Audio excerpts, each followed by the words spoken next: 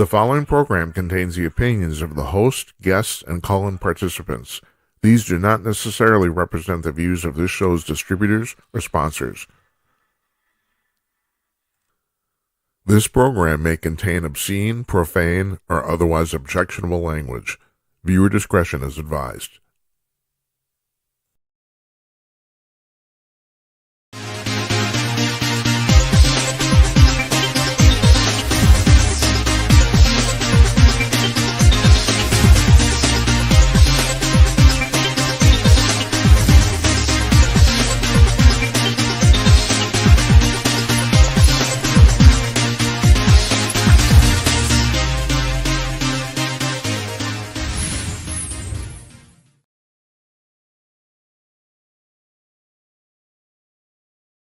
It would help if I turned the camera on, wouldn't it?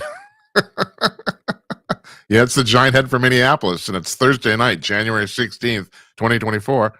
It's 9 p.m. on the East Coast of the United States, 6 p.m. on the West Coast, 8 a.m. in Singapore, 12 noon in Sydney, Australia, and here where I'm sitting in Northeast Minneapolis, it's 8 p.m. Central Time.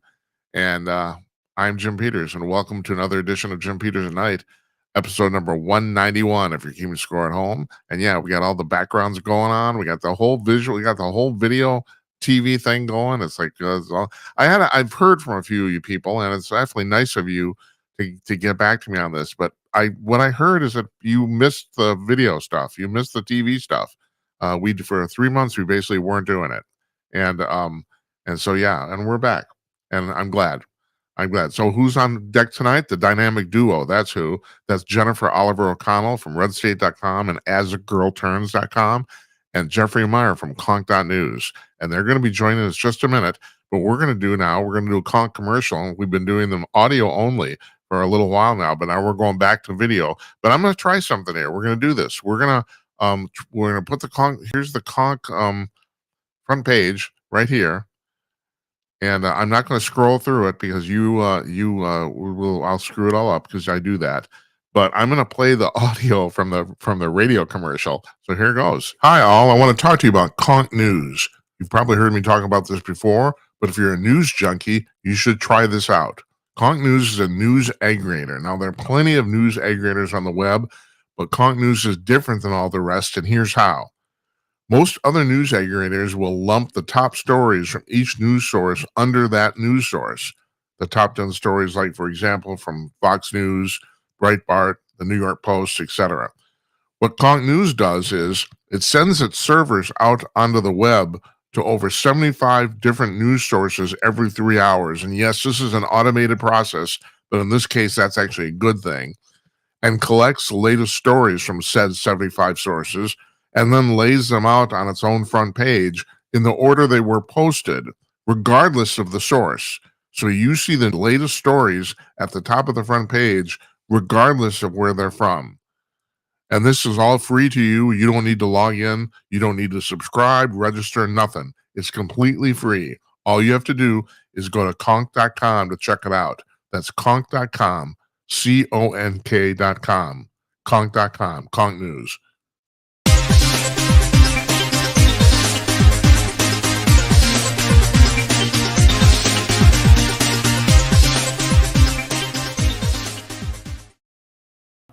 I think we're all here. Are we all here? Yeah. Are we all queer? No, we're not queer. I'm here. No, but you're I'm not here. Queer. You're not queer. That's right. Not tonight. Not tonight. No. No, that's Fridays. That's right. Bar night. All right. On our screen here in the middle, that's Jennifer Oliver O'Connell from AsAGirlTurns.com and RedState.com. And on the right there, that's Jeffrey Meyer. He's the CEO and publisher of Conk News at Conk.news. And it's nice to see you folks again. How are you? Doing well. Right. Yeah, you are. You guys are doing all right. You got it going on. My wife says if I say that to her one more time, she's going to kill me. But I'm thinking about having T-shirts made now. All right. So we got a lot to talk about tonight. First of all, did any of you guys see any of the hearings with Hegseth and Bondi and all the? Or is it me?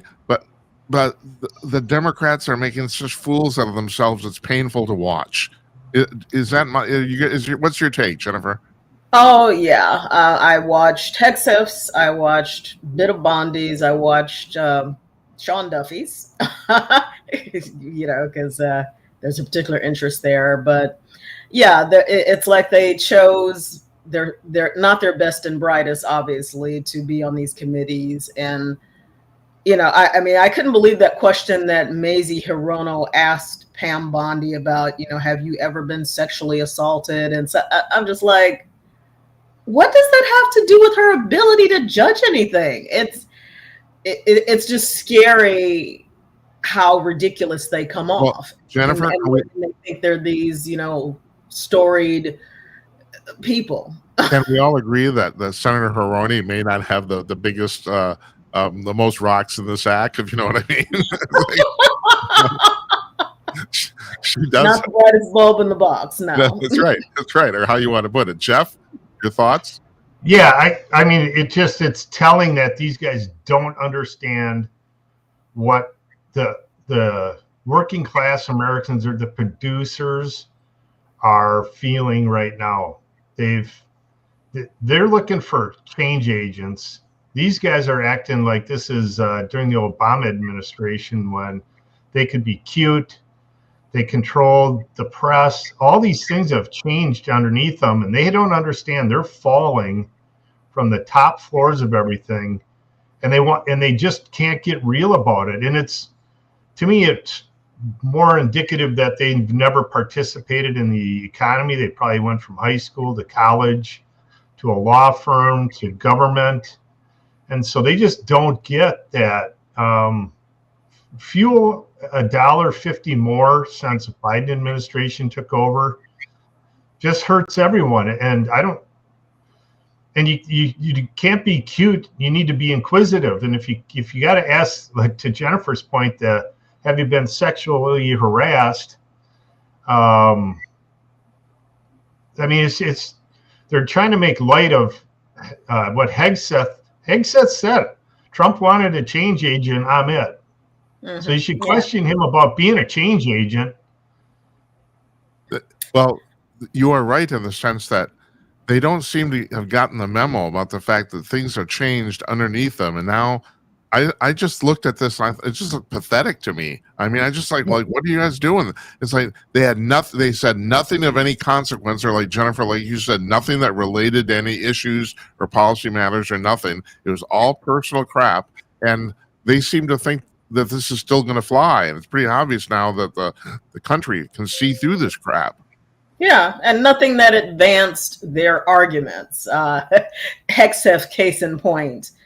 Kirsten Gillibrand going off on this rant and screaming at him how he's mean and, not wanting women in combat and who doesn't want moms. And it's like, if you are the example of dealing with a woman in combat, no, women should not be in combat. No, right. No. Hello? Or the combat of marriage too. There's that. Yeah, I remember Hegseth being grilled by the Connecticut senator, and I'm going to forget his name. Is that White House? No, the other one. No, Sheldon's, Rhode Island. Thank you. So whatever. He starts on Hegseth with talking about financial dealings and Pete Hegseth's failure with his first group of deal. He says, yeah, we were all 20-year-old guys, came back from overseas fighting, started this deal, and yeah, that didn't go well. And then I went off to Princeton, then I went back to Afghanistan, and then the next one I got involved in. And I'm thinking, at that point, when the senator, any senator, I don't care, Republican, Democrat, starts to question a citizen about financial responsibility, some guy from the back room should walk out with a noose, hang it around his head, and say, "You're going to be hanging off this bridge because you cannot go after a tax-paying citizen with that kind of nonsense. Look at what you've done to our fiscal." You guys sit there and spend money without any repercussion. Hegseth didn't run an organization right, and he's still paying for the price. And those guys asked the question. It just, to me, it's like, their chair should like fall through the floor the minute they bring up any financial responsibility. Like, you just forfeited your right. Somebody's like, God should have a button on the trapdoor. It's a lightning bolt. My favorite line from Holy Grail: "What's your favorite color? Red. No blue." Wah! I mean, seriously, like, how do you even start that discussion? You know, he might have pissed $1 million away. They've pissed $1 trillion away with no end in sight. Yeah. And he didn't even do it. That was also most infuriating. Well, yeah. They could have been asking questions that were substantial, that had to do with combat readiness and the plans that he wanted to implement, you know, President Trump's vision. And they just rehashed what already debunked and dismissed rumor and innuendo and crap. It's just like they wasted people's time. They wasted our time. They don't have anything at this point. I mean, that's the problem. No. They're rudderless, and they don't have anything. You know, they've completely messed us up, and everybody knows it. They don't have anything. And I'm going to segue now, but there's not much of a segue because it's pretty much the same thing. So Corinne Jean-Pierre, bless her heart, gave her last press conference today. And instead of talking about, and Jennifer, I know I want to talk to you about this because I know you have feelings about this, and you have many feelings. Now, Jeff has feelings too, but they aren't right. So, but instead of wanting to talk about the thing that was going on in Israel with the new agreement, which should have been at the top of that thing, she wanted to spend the entire press conference talking about her wonderful reign. It was supposedly a going away party for her, and she didn't. The press in the room wanted to where they were asking about the ceasefire in Gaza, and she wouldn't talk. She wouldn't address it.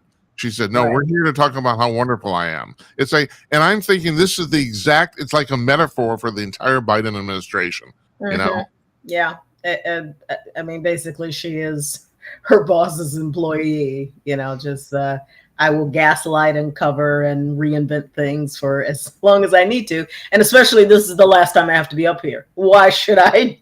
Why should I discuss anything? Yeah, right. You talk about and it probably wasn't in her briefing book either. I mean, you know, Jennifer. I don't know if I have to remind you that she's historic. You know, she's the first Black lesbian woman to ever hold that position. So just ask her. You know, I know. And hopefully the last, frankly. I know that's terrible, and I'll, whoever's listening to this, it's like, oh well. I just want to remind everybody, Jennifer said it, not me. Right, exactly. But again, I mean that Black, straight females. Yeah, I and to me that's it. She never took the she never took that. That's what her standing was, to get the first, right? To be the record holder, and never advanced any other minority lesbian to be advanced, because if that's the measure, like, oh, this could be another Jean Kareem, whatever her name is. Yeah. It's like, she never did her job. If you're going to be the first, set a high bar for the next person to be the second. Seriously. Yeah, that did not happen. That's all I ask. I don't care whether she's B. Jordan, B. Gretzky, I mean, those guys are remembered because they were great, and they were great. Once they got great, they never gave it up. It had nothing to do with their skin or anything like that. Yeah. Right. And so this woman is probably, arguably, I wouldn't know if arguably, she's the worst press secretary in decades. Yeah. And John Kirby, now, a lot of people give Kirby crap, but the thing is, my thing is, all right, part of your job here is actually to lie. So the question is, how artful can you do it? And I think Kirby's spectacular at it. I really do. This guy is really, really good at talking and sounding coherent and sometimes saying bullshit, but he's really good at saying bullshit really well. And that's actually the art of this job. And Corinne sucked at it. And then I'm reading on Breitbart today about, you guys know this, I mean, a couple of years ago, they tried to push Corinne out and replace her with Kirby, but, she wouldn't budge. And she apparently, she literally doesn't understand how bad she is at it. She doesn't seem to get it. I don't. Well, Obviously, they she live in a finished today bubble. that way. What, Jeff? What was that? She finished. She obviously doesn't know. Never even considered that because she finished today without like setting a new tone for her next job or whatever she's going to do next. With she She'll go to went. some newsroom. Oh, for sure. Yeah. Hold on, what did you say? Chen, I didn't catch that. She'll go to some newsroom, MSNBC commenting. Yeah, I mean, they all seem to end up at MSNBC. Right, but even Jeff's girlfriend Jen Psaki was actually pretty good at it, and she ended up at MSNBC. I don't watch her show, but I'm under the impression at least she's competent. I can't see Corinne actually doing that well, but I don't know. Let them spend their money. It's like, Christ. I mean, have you seen the talent on MSNBC? I know. Every morning. I love it. Yeah, Jeff watches a train wreck. That's Morning Joe. Try it. Every morning. I get up to watch that Ali Vitale because she's so angry. It's just beautiful. I mean, you got to catch a half hour of that to just say, whoa, it's 5 o'clock in the morning and she's pissed off already. And apparently Rachel Maddow is now going full time again. Yeah.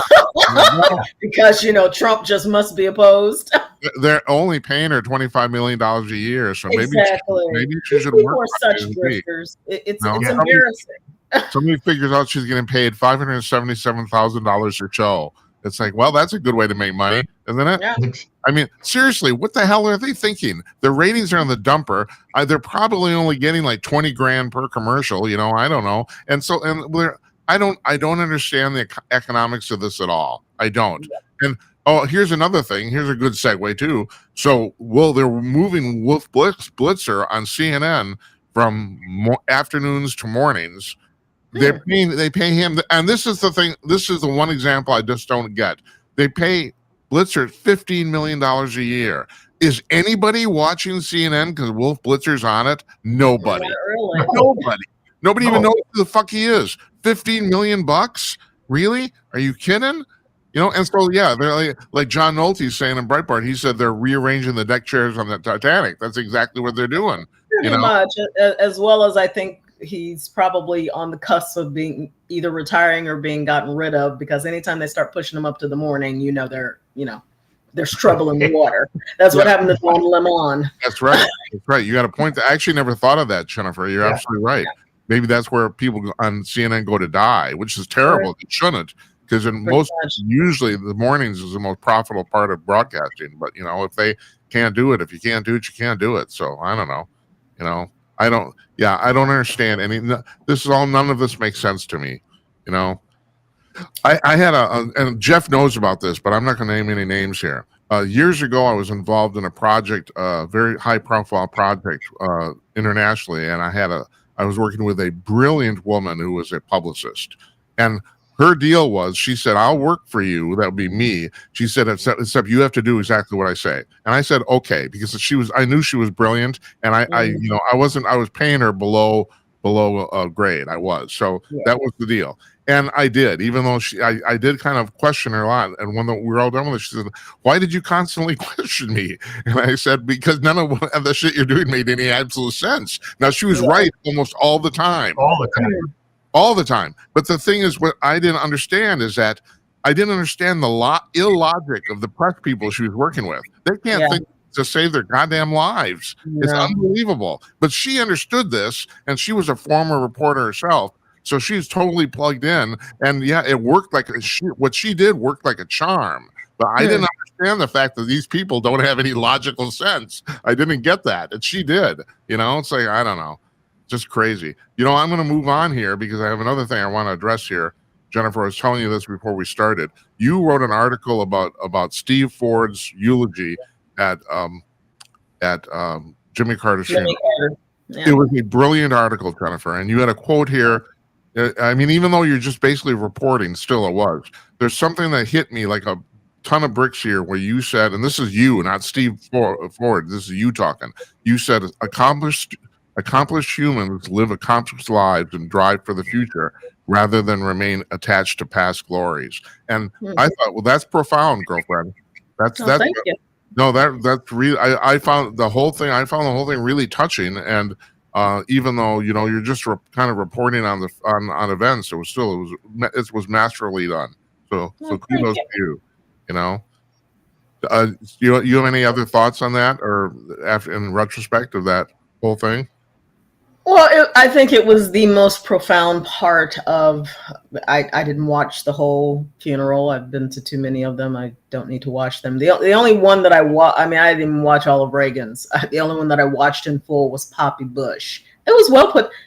Seriously, and trust me, I've been to a lot of funerals, not necessarily state funerals, but enough funerals to last a lifetime. Yeah. And some are just like, God help me, and others are like they take you along. And Poppy Bush's was just really well done. It took you along on that journey. Yeah.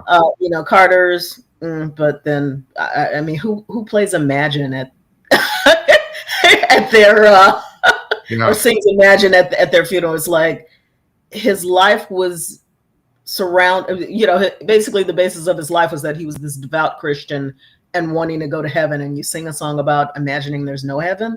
Yeah, right. There were just certain sour notes in the whole thing. Jennifer, I don't think this was your article, but somebody pointed out, well, the song says imagine there's no heaven, so that means there is a heaven. And I thought, well, no, that's bullshit. That's bullshit.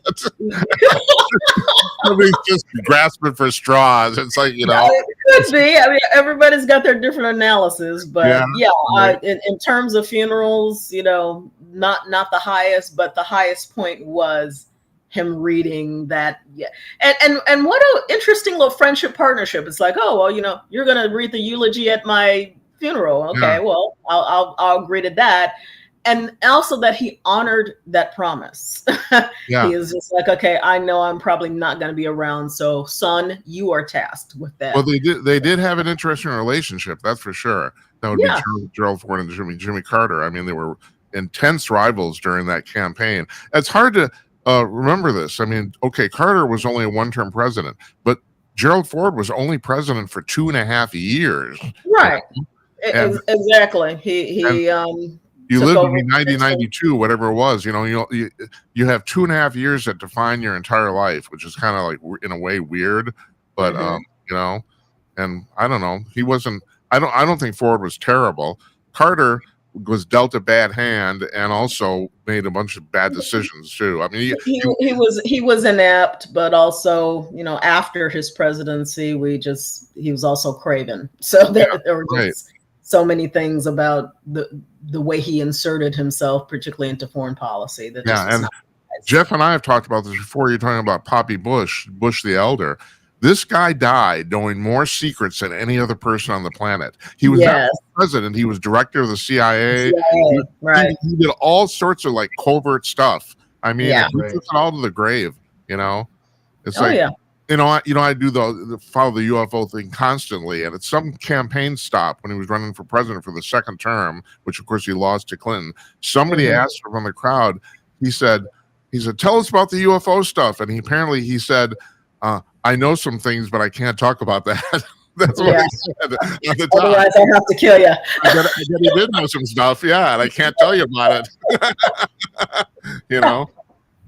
So I don't know. And that was back when the CIA kind of oversaw everything. DHS wasn't there, and all these other. I think it was just spy networks were around like they are now. You got.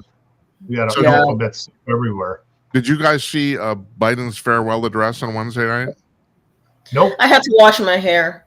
Yeah. Jeff had to wash his too. I had to trim my toenails.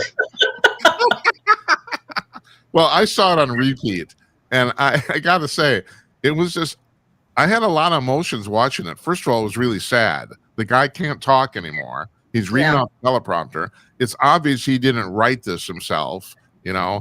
So, he spent half the time talking about all the wonderful things the administration done, and half that stuff's lies, at least half. And then I just found it just kind of sad that I don't think it's like I've wrestled with the entire time trying to figure out whether he's delusional or has dementia, whether he's senile. And I'm really starting to come to the conclusion it's the former. I think not only has he been delusional, he's been a delusional human being his entire life. I think he just fools himself, you know. Yeah. I don't. It's like good. I mean, I hate to say good riddance. I'm glad he's gone. I just am.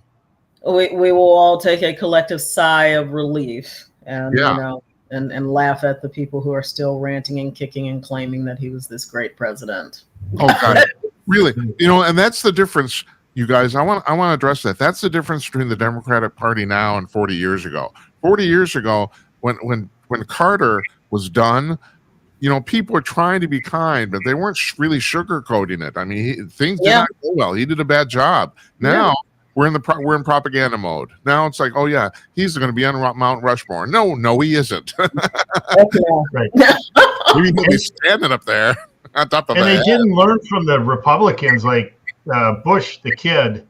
Like once everyone, I mean, as the Republicans figured out, he was really a puke. Cheney was a puke.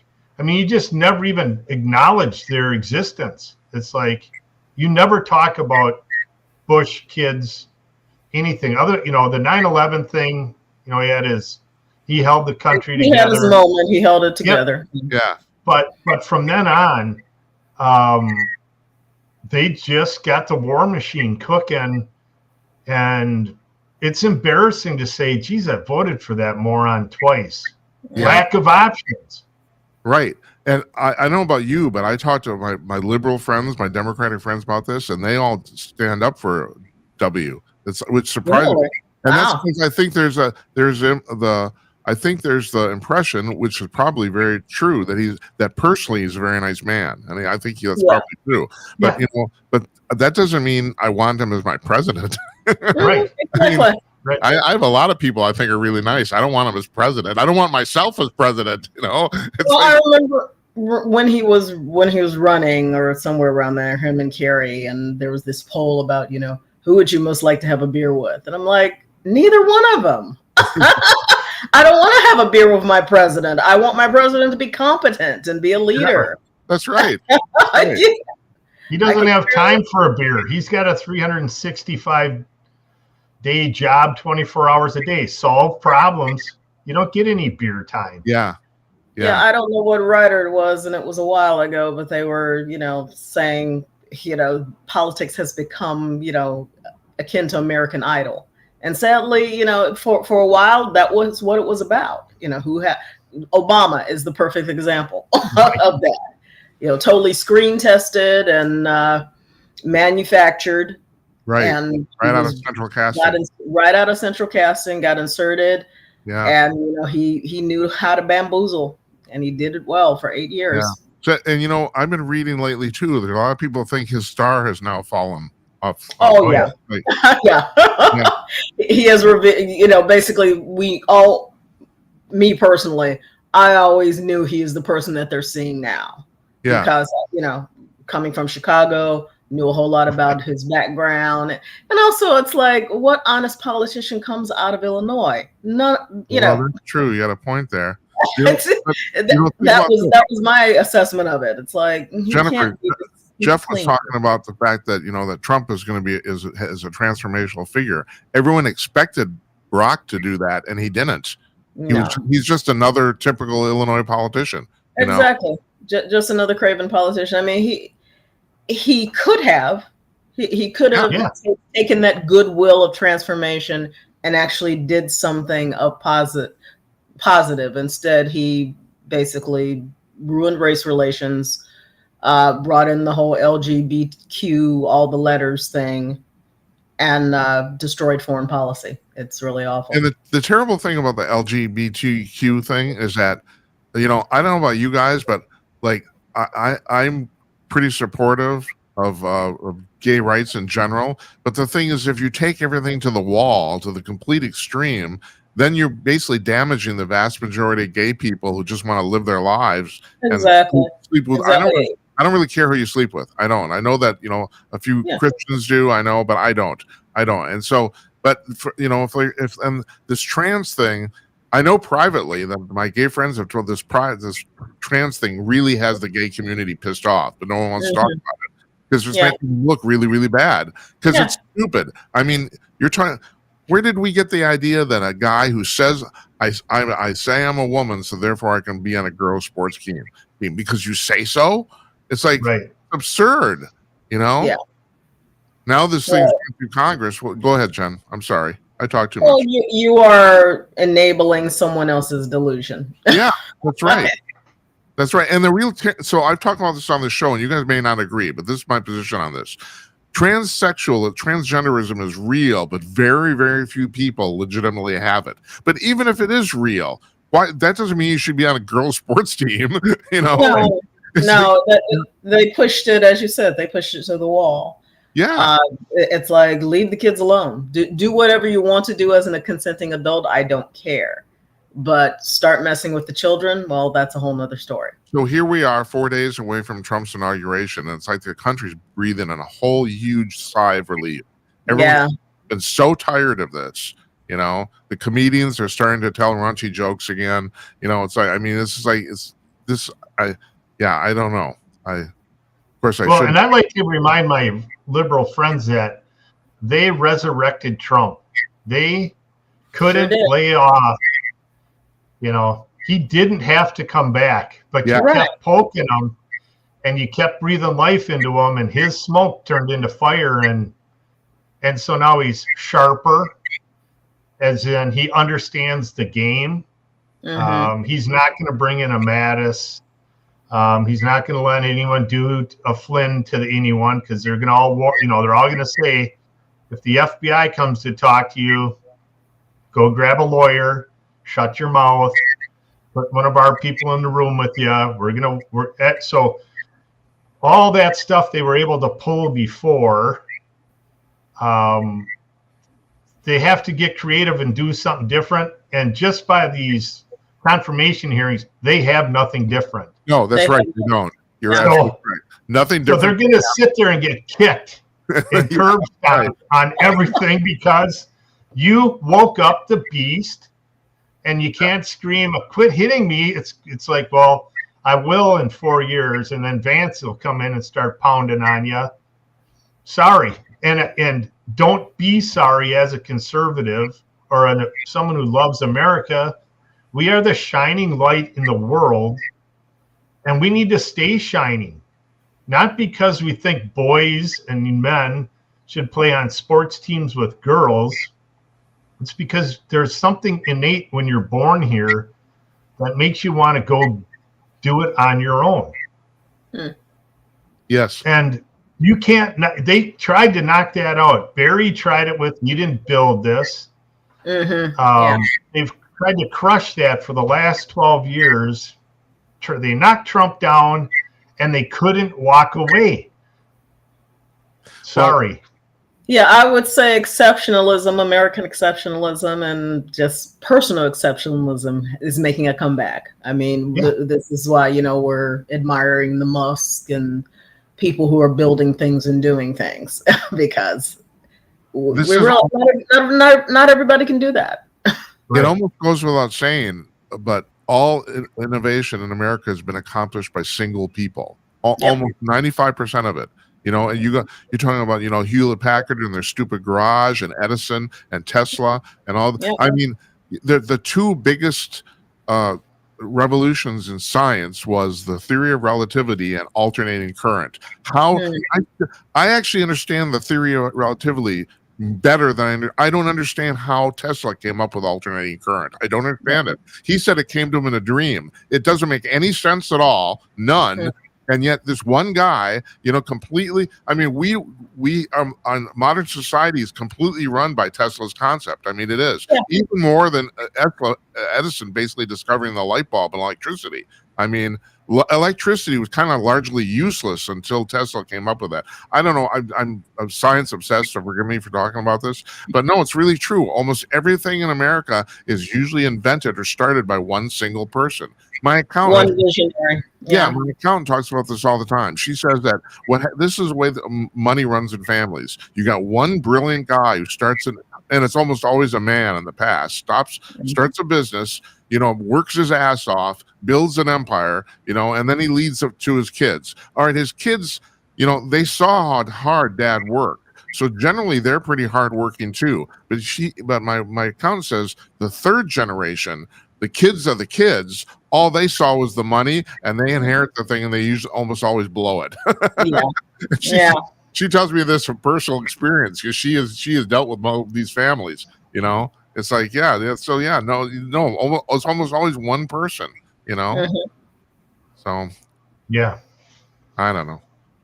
Well, we'll see about this golden age of America. Yeah, really. What Trump is promising. So it's like, okay, I'm on board. Getting back really quick to just what Jeff was talking about the fact that the Dems kind of woke Trump up, or kind of recreated him. And this is maybe a simplistic concept, but do you guys think that part of the reason Trump won is that it was the opposite of what happened in 2016? People didn't vote for Trump as much as they voted against Harris. She was such a terrible candidate. I mean, you mean Hillary? You mean Hillary? Well, no, I actually meant Harris. I mean, in 2016, people voted against Hillary, but in 2024, people voted against Harris. Yes. Right. Yeah. They voted for Trump. Oh, you think so, huh? Yes, because the people who did not care for Harris, and if they were Democrat, they just didn't vote. Oh, interesting. They just sat it out.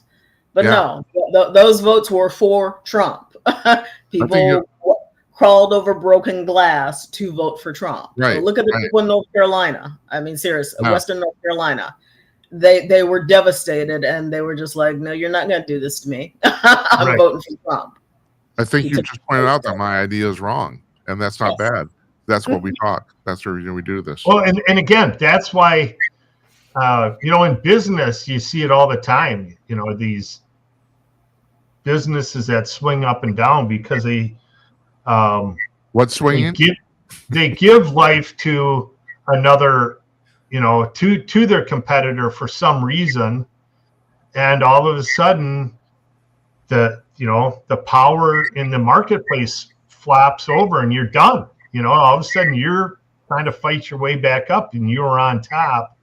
And I just, to me, it's just there's hope. I have grandchildren, and it's like they could have the same opportunities I have. There's got to be a lot of things that get scraped out of this system. But that was my vote. I mean, when I got asked by people, "Oh, I'm sure you're going to vote for Trump," I'm like, yeah, I am, because I have grandkids, and they need the same chance to be entrepreneurs that I did. And that is not available with Joe Biden or Kamala Harris. And so, sorry. Yeah. And Jeff, I hope you don't mind me bringing this up, but in some ways, you're the very essence of what my accountant was talking about, because you're kind of in you're kind of in the process of turning your empire over to a relative, right? Yeah. Yep. Yeah. Right. And again, it'll be third generation. We're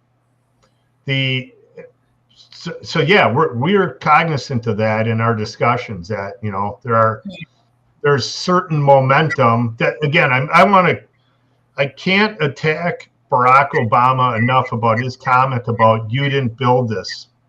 So I'm going to go to these California wildfires. When you think of the commerce that was destroyed by these wildfires, now there was something big going on in every one of these neighborhoods every day because of the wealth in these neighborhoods. That is gone.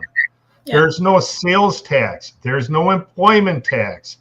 There's no insurance being spent on a new Van Gogh someone got, or a 40-carat diamond. That's all wiped out. And you don't just sweep up the street and start building again, and that commerce switch turns back on. That could be 3-4 generations. I mean, it could be catastrophic business. I mean, and that's the thing, that Barack's comment that you didn't build it, what he really never understood was the momentum of, I didn't build it, but there's momentum there, and I just slid my idea into the momentum chain.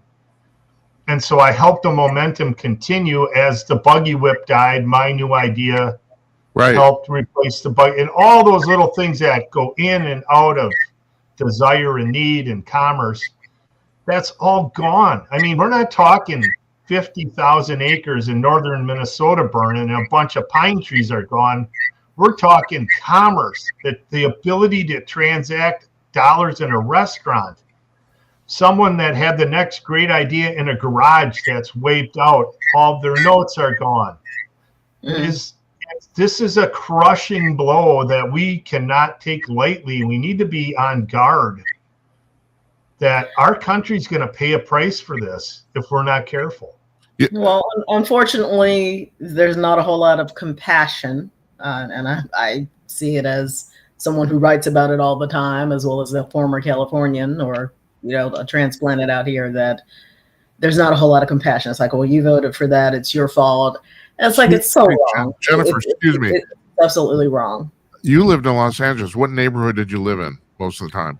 All of them. I house sat in Pacific Palisades. I knew every street that they were talking about. And they were talking about this one's gone, the Real Inn. I spent so much time at that lovely restaurant for what Jeff was talking about, a 35-year family-owned, wonderful enterprise gone, absolutely wiped out by the fire. So much institutional legacy gone.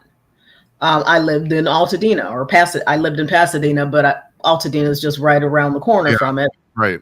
Historical homes, beautiful historical homes. A Black community, one of the few communities that Blacks could build up in, just like in Baldwin Hills, due to redlining, and all gone. Someone that I know, when I was a yoga instructor, and he was one of the students. His mother bought a house in 1979. That house is gone. It's as it's like what Jeff says. There's so many small businesses, and just the community feel that is just absolutely destroyed, and it angers me. It angers me. You're familiar with Pacific Palisades, that neighborhood, and it's a very large neighborhood. It's not really a city, but it's a very large neighborhood. It is known for being it's not necessarily wealthy, but it's very affluent. But the thing is, they're still working people. Most of those people. There are people. Right. If you watch any of some of the news coverage, KTLA and local people, there are people, again, generations of people. Somebody who bought the house from their great grandparents. Yeah. Just added on or build it up. There are people that was it. Their home was what they had, their investment, their life, and that's gone. They have nothing to rebuild from. There's no way they'll be able to rebuild an expensive Los Angeles. I mean, it's heartbreaking. Yeah. And again, whether they had money or not, that's not America to say, well, they can afford to rebuild, or they could afford this, or could have. I mean, that's just not the American. That's not what we. That's just not a core belief here. It's like that's a tragedy caused by just dumb people being in charge, and no one having to pay the price for bad decisions. I mean, again, if you're going to say global warming is going to cause forest fires, then you should go around the country and say who manages their forests so forest fires can't wipe everyone out. Right? They knew exactly what to do to manage the forest. The Getty Foundation, they pay somebody a whole lot of money to be the CEO of that foundation. She got it. Her and a team of people built a fire plan.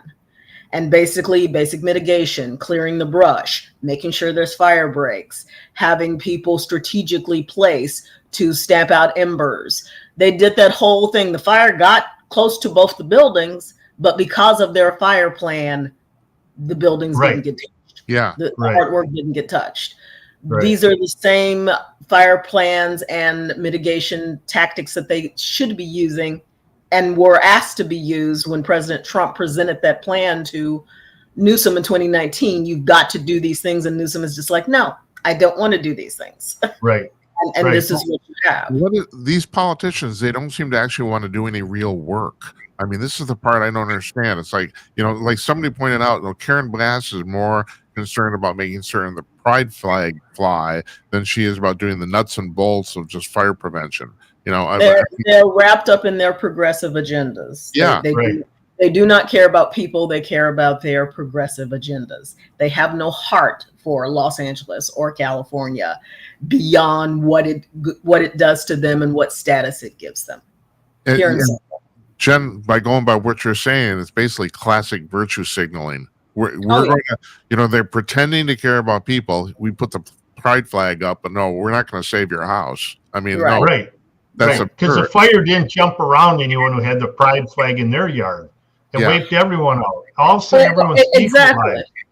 Or if you are, and I'm not picking on her. I don't know if she's competent or not, frankly, because a lot of it was the funding. But the LAFD fire chief is a lesbian. She was promoted and lauded because she's the first lesbian female fire chief.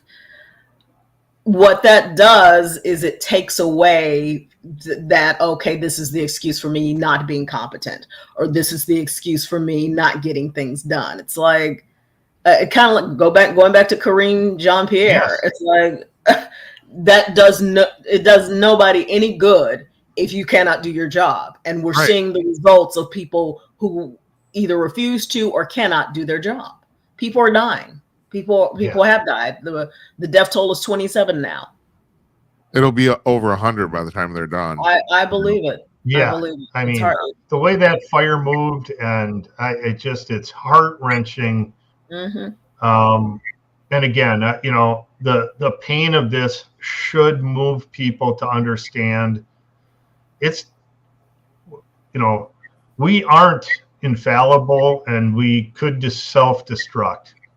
That's totally, and there's the Roman Empire basically fell apart in the same way, right? They had all these little issues in these, not in Rome, but in the suburbs, and they covered a lot of territory, and they never took them serious. And all of a sudden, one stacked on top of the other and stacked on the other top of the other, and you had 400 years of dark ages. Well, Jeff, it turns out, you and I have talked about this a lot, but it turns out a lot of guys in America, this has been a common topic of conversation, because the interesting thing about the Roman Empire, and you and I have talked about this many times before, is that they were successful for 2,000 years. And all of a sudden they say, well, come on, it's been 2,000 years. This isn't going to fail. It's never failed in the past. And it did. Finally, it did. It actually did fail. And so, people assume that because something's been running forever, that it's going to continue to run forever. No, it won't. And they were saying Palisades burnt, not Manhattan, not Washington, D.C. Palisades burned. Why are we worried about that? We've been strong, and it's like, well, okay. We don't know what's coming after that. What comes next? Are we ready for it or not? And really, that's what the American taxpayer should be saying to their local politicians is, where's our blind spot here? Yeah. Is it? Yeah, we'll see if that happens. Yeah, right.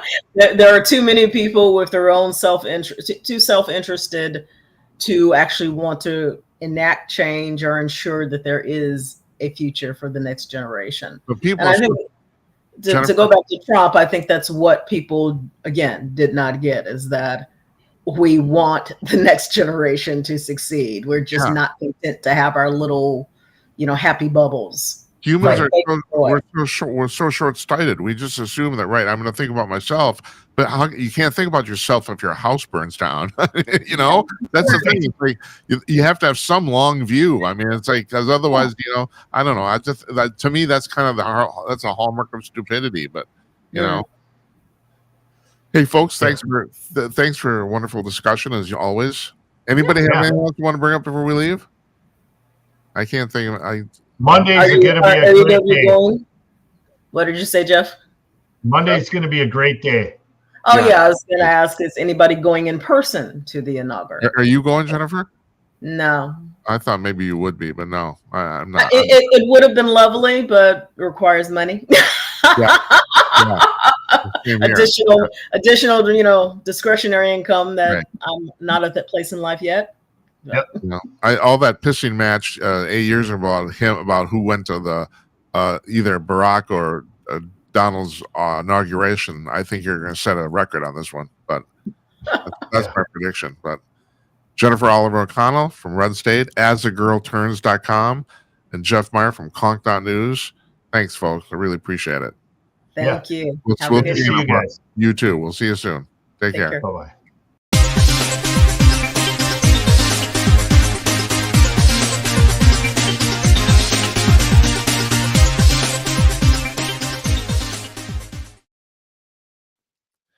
That's Jeff Meyer there and Jennifer Oliver O'Connell.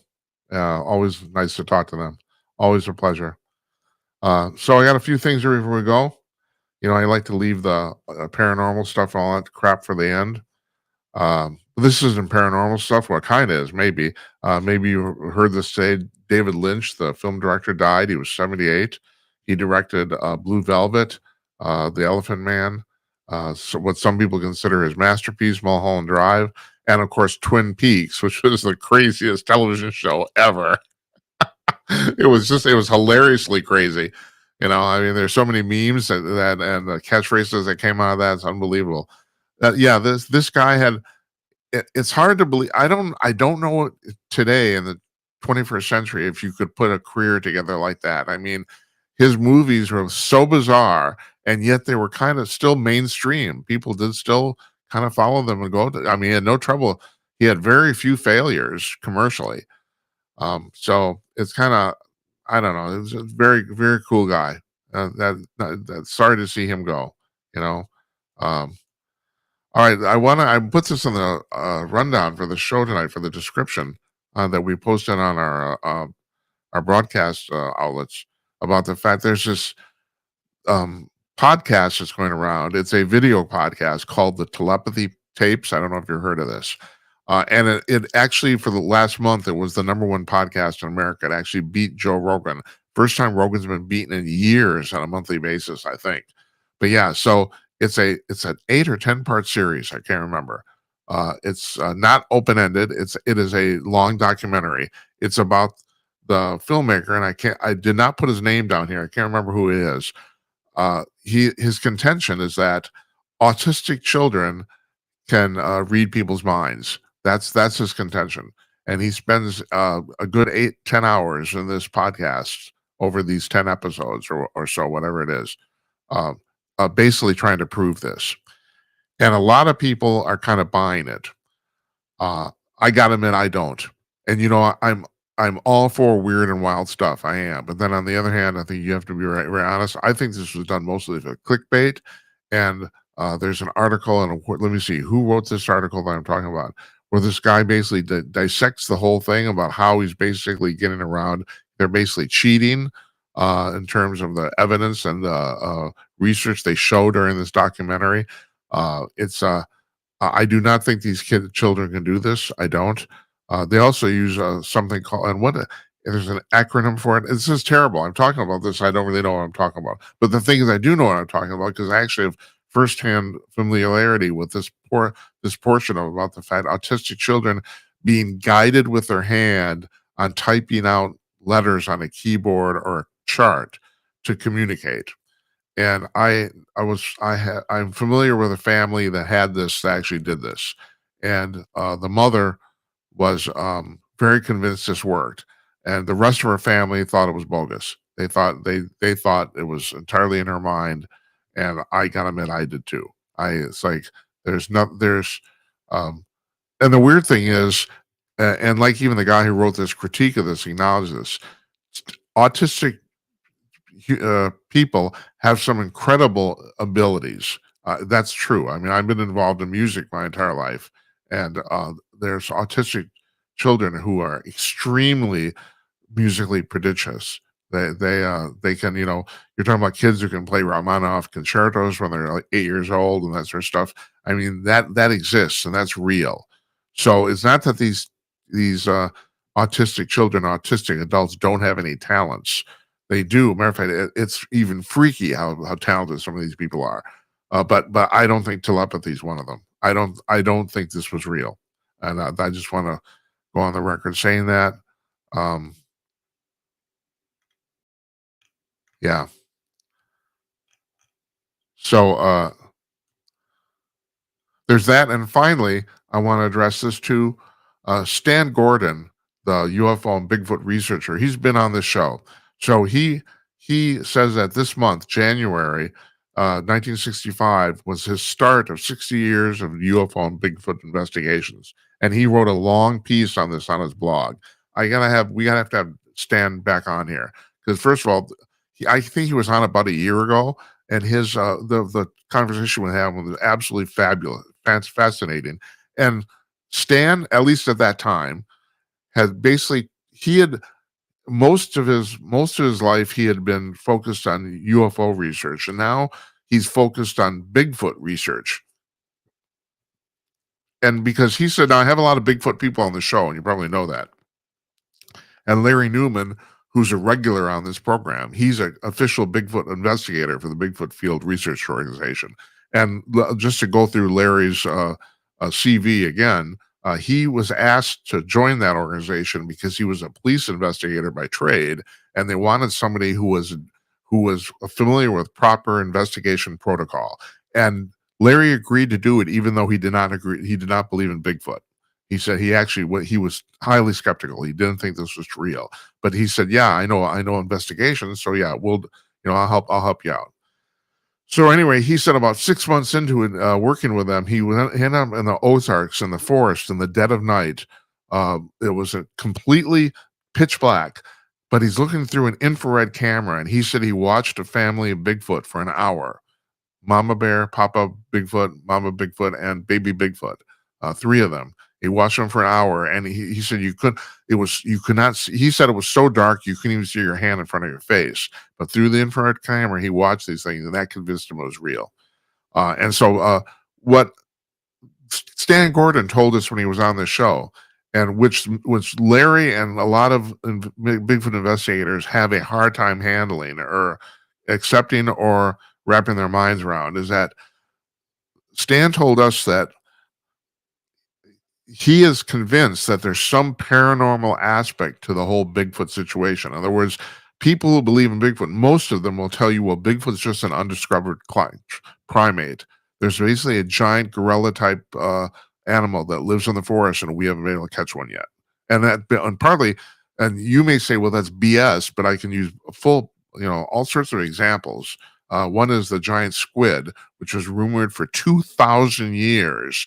There's 2,000 years of stories of the giant squid, literally going back to Jesus' time, but they didn't catch one until 2006. So, I mean, this is possible and whatever you say about Bigfoot, everybody who's investigated says this is an extremely intelligent being. So maybe even, I don't know if smarter than humans, but probably more street smarts anyway. Bigfoot knows how not to get caught, in other words. But Stan said that his investigation of Bigfoot has shown him that there's a paranormal aspect to it that's above and beyond just a regular, ordinary primate or animal. Specifically, and I've heard this from many people myself, just doing this show, that many people say they've seen Bigfoot disappear right before their eyes. In other words, they're looking at a Bigfoot, and all of a sudden, poof, Bigfoot's gone. Just disappears into the, literally vanishes right before them. And this is what Stan was talking about too. He said he's talked to too many people who said they've seen this. And so I don't know where you leave that. There's also, and the other thing too, and Stan talked about this also, there have been too many sightings of Bigfoot, either in conjunction with or occasionally actually with UFOs. And so I don't know what's going on with that either. I don't. It'd be hard to believe that Bigfoot is an extraterrestrial being, because you think, well, if they're traveling here, they'd be kind of more intelligent than that, or more kempt or something. Because you're not talking about somebody that's really well dressed. Yeah. So, but some of the speculation has been that Bigfoot is a biological robot. from the extraterrestrials. I don't know. The thing is, it's just really weird.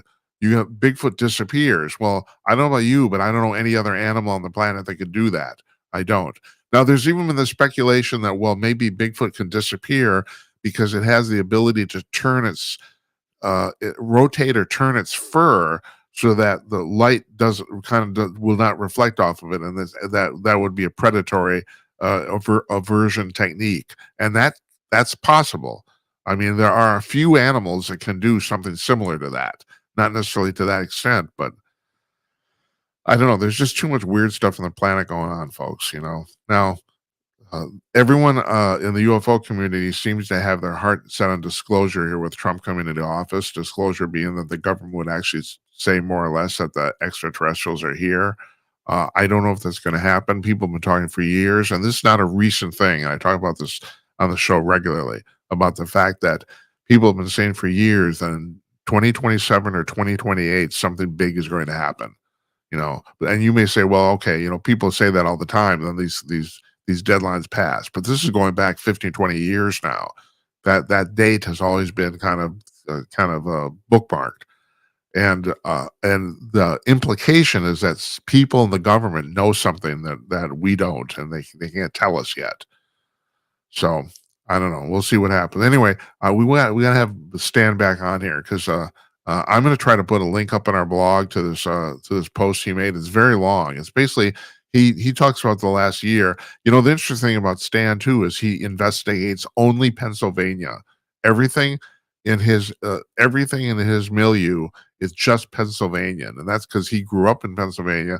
His claim to fame is he grew up right next to Kecksburg, Pennsylvania, in the 1965 Kecksburg UFO incident, which started him. I think he was 15 or 16 years old when that happened. And so that started his quest on this whole thing. The other thing he said on our broadcast, which I found really interesting, and this is my goal. I talk to guests. I try to get one unique thing out of them from every show. And this is what we got out of Stan.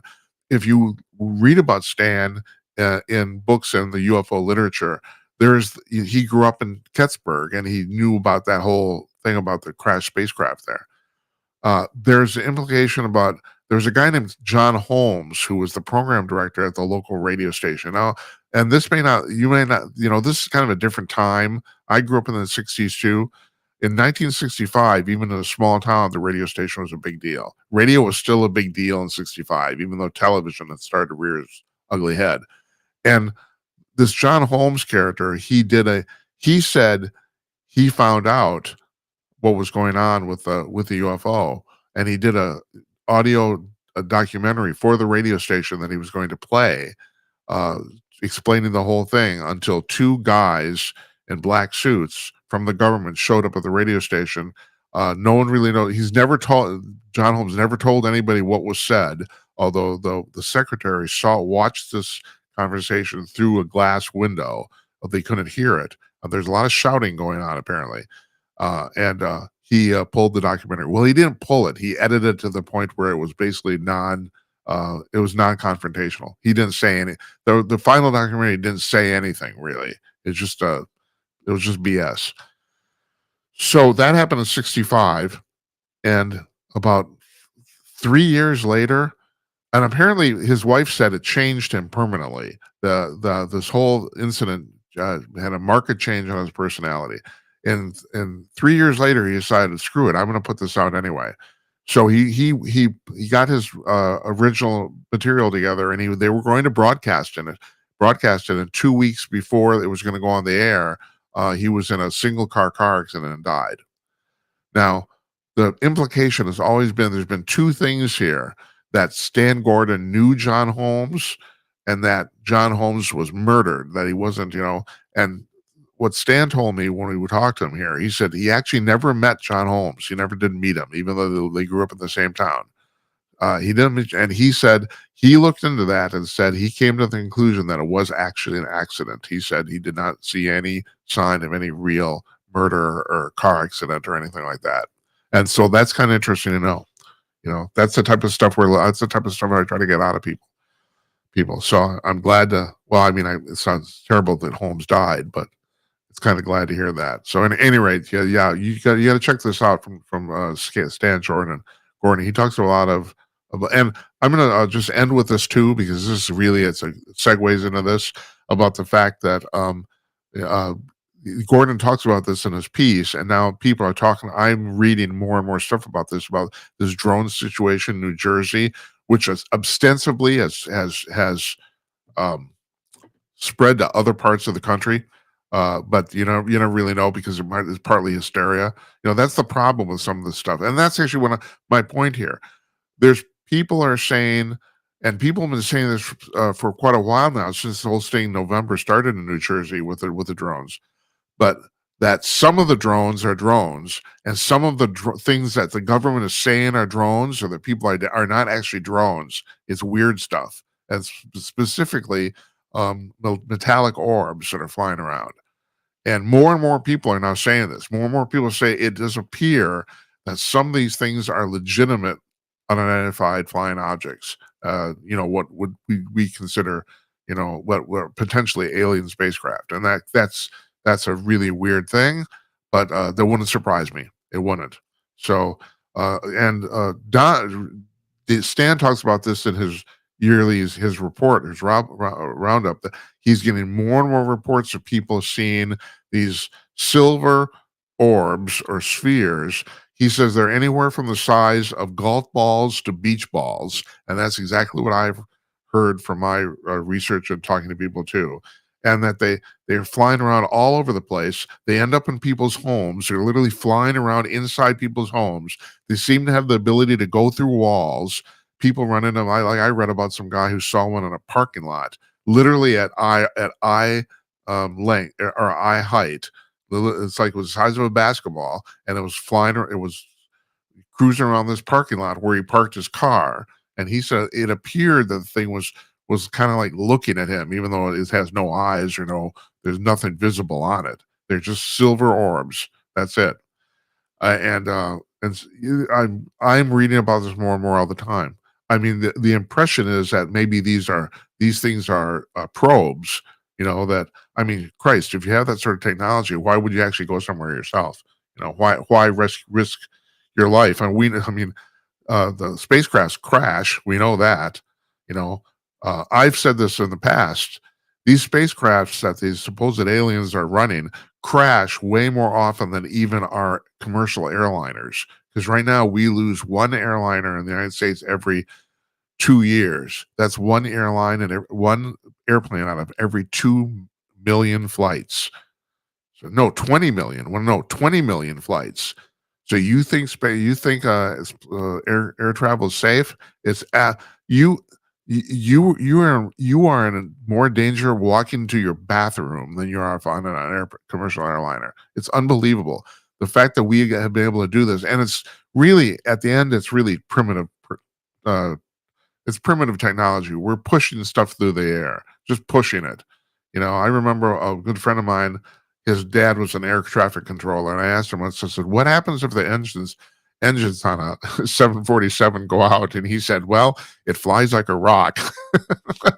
Yeah, I bet it does. In other words, it falls out of the sky. That's what happens. You can't stop. So, at any rate, folks, so here's the deal. Now, starting on Monday, this show is going to be 3 nights a week. It's going to be Mondays, Wednesdays, and Fridays. Okay? We're doing Mondays and Wednesdays almost always live. We will usually tape the Friday show on Thursday. So you'll be able to call in. As a matter of fact, I even forgot even though it's at the bottom of the screen, I forgot to push it tonight. We have a new call-in number. It's 325-CALL-JIM. That's 325-225-5546. That's our new telephone number here, and we hope you use it. And so you'll be able to use it on Mondays and Wednesdays, sometimes on Fridays. We will occasionally tape one of the Mondays or Wednesday shows too. They got to keep flexible here, but yeah, we're going to have show throws 3 nights a week. I'm really glad we're doing a Friday show. It's just a good wrap up of the week. And I think there might be, because Friday night is the loneliest night of the week, to quote Frank Sinatra, I think we might have more people watching too. So it'll be interesting.